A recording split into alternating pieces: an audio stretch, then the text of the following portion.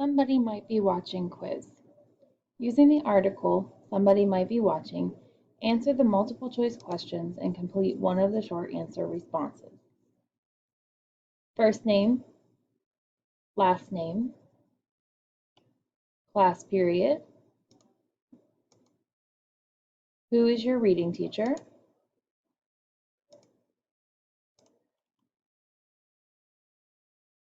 which of the following identifies the author's main claim in the text?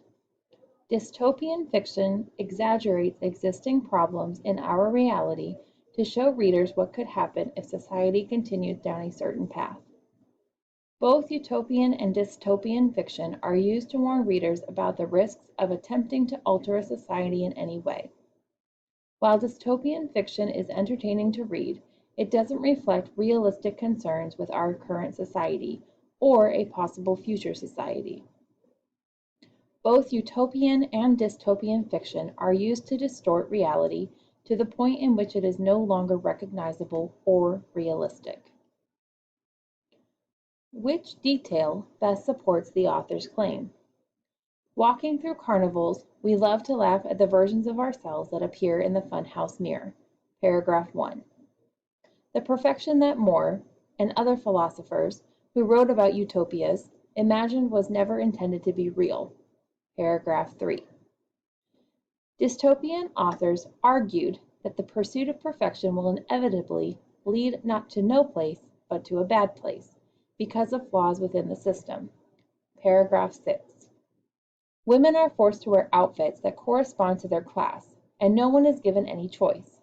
In some dystopias, the lack of choice is enforced by the government. Paragraph 11. How does the author's discussion of George Orwell's 1984 contribute to the text? Paragraph 8. It provides how unrealistically dystopian fiction portrays social and political issues. It gives examples of how dystopian fiction is based on what the author observed in reality. It shows how our society can avoid becoming the world depicted in 1984. It stresses how inevitable it is for our society to become the society depicted in 1984. How does the description of the 1900s in paragraphs 5 through 6 help us understand the qualities of dystopian literature? How does the author use the analogy of funhouse mirrors to help readers understand dystopian fiction?